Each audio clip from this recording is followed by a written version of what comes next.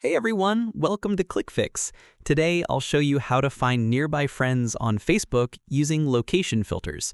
First, open the Facebook app on your phone, tap the search icon in the top right corner, type in the name of the person you're looking for. Now go to the People tab at the top. You'll see a filter icon next to the search bar. Tap on it. Select City from the filter options. Choose your desired city from the list or search any city that you want. This helps you narrow down Facebook search results by location. Next, under the filters, select Friends of Friends or Anyone, depending on your preference. Then tap Show Results at the bottom. Now you'll see all profiles matching that name in your selected city. Scroll through to find the exact person you're looking for. Once you find them, tap their profile to view more details or send a friend request. And that's it.